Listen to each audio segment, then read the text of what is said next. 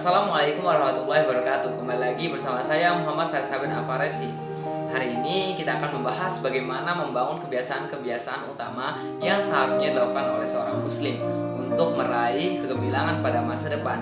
Nah, kegemilangan bukanlah sesuatu yang dapat datang secara tiba-tiba, melainkan akumulasi langkah-langkah kecil yang positif dan dilakukan terus-menerus. Nah, mengapa kita perlu membangun kebiasaan-kebiasaan utama ini? Pada kenyataannya, sebagian besar aktivitas merupakan kebiasaan yang dilakukan setiap hari. Dengan kata lain, rata-rata setiap hari setelah bangun tidur, kita melakukan hal-hal yang serupa. Nah, kebiasaan inilah yang perlu kita evaluasi. Apakah kebiasaan ini baik atau buruk? Apakah selalu diulang-ulang atau tidak? Nah, bagi seorang muslim sendiri, memiliki kebiasaan baik amatlah penting. Rasulullah SAW bersabda dalam hadis yang diriwayatkan oleh Ibnu Majah, memerintahkan kepada kita untuk melakukan perbuatan baik terus-menerus hingga menjadi kebiasaan, dan beliau menyatakan bahwa sebaik-baik amal adalah yang menjadi kebiasaan walaupun sedikit. Masa depan seseorang dibentuk oleh kebiasaannya. Ia akan memiliki masa depan yang cemerlang bila mampu menginstal kebiasaan-kebiasaan utama ini. Nah, apa saja kebiasaan-kebiasaan utama ini? Mari kita cek bersama. Oke, habit yang pertama adalah tertib sholat. Kalau kita memperhatikan dalam Al-Quran dan hadis, sangat jelas tergambar bahwa sholat memiliki fungsi istimewa dan menimbulkan energi luar biasa bagi siapa saja yang bisa menegakkannya.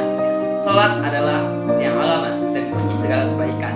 Kualitas sholat seseorang berbanding lurus dengan keteguhannya dalam beragama, kebaikan yang bakal diperolehnya, dan jauhnya seseorang dari perbuatan keji dan mungkar.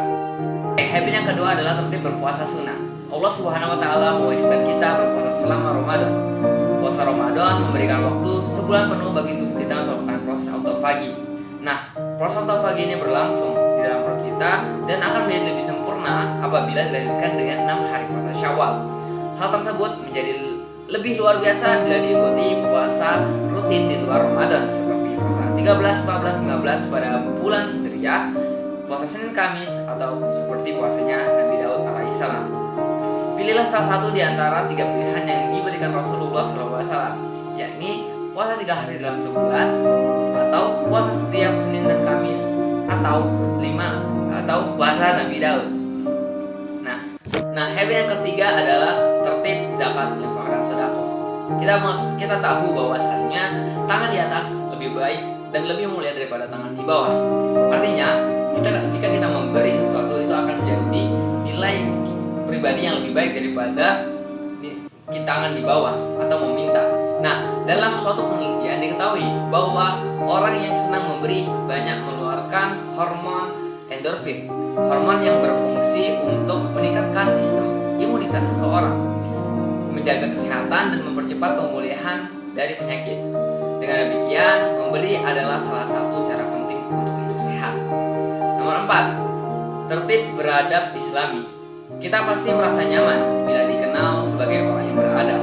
Adab adalah norma atau aturan mengenai sopan santun yang didasarkan atas aturan agama, terutama agama Islam.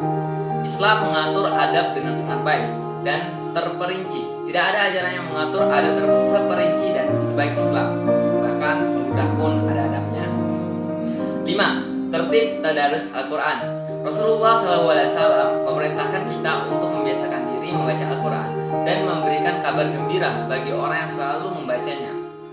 Nah, meskipun terdengar berat bagi kebanyakan orang, pelan tapi pasti jika sudah kebiasaan menghatamkan Quran pun dalam 3 hari terasa ringan. Habit yang ke-6 adalah tertib membaca setiap hari. Membaca telah menjadi aktivitas yang memberikan dampak besar bagi kehidupan manusia. Kualitas seseorang banyak ditentukan oleh seberapa banyak ia membaca dan paham atas apa yang ia baca. Orang yang banyak membaca bacaan positif dan bagus, tentu pikirannya menjadi positif dan luas pandangannya, yang pada akhirnya akan menghasilkan amalan yang baik pula.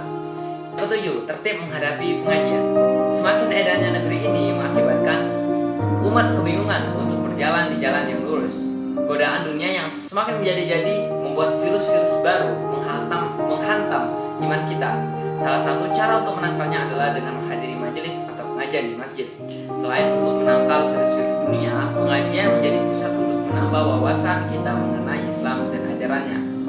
Yang kedelapan adalah tertib berjamaah dan berorganisasi. Jadi pihak muslim yang sebenarnya bukanlah perkara mudah. Kita akan berhadapan dengan serigala-serigala yang siap menerkam kapanpun mereka ketika kita lengah. Kelengahan terjadi ketika kita berpisah dari jamaah kaum muslim yang berpegang teguh pada ajaran-ajaran Islam. Nah, mari kita selamatkan diri dan keluarga kita dengan senantiasa berjamaah.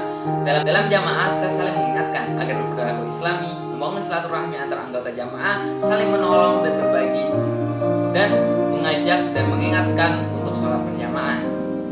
9 dan yang terakhir adalah berpikir positif. Kita adalah apa yang kita lakukan dan kita melakukan apa yang kita pikirkan. Rasulullah SAW bersabda, sesungguhnya setiap amal dilakukan dengan niat dan setiap urusan bernilai sesuai niatnya. Niat adalah apa yang ada dalam pikiran kita ketika akan melakukan sesuatu. Nah, bila kita berpikir positif, perkataan dan perbuatan kita positif. Sebaliknya, apabila kita berpikir negatif, perkataan dan perbuatan kita negatif. Nah, setelah mengetahui habit atau kebiasaan-kebiasaan utama, langkah selanjutnya adalah melakukan, kemudian mengulangi, lalu mengulangi lagi, dan mengulangi lagi. Prinsip pembentukan habit adalah pengulangan rutin. Setiap kita mengulanginya, terjadi perubahan fisiologi otak.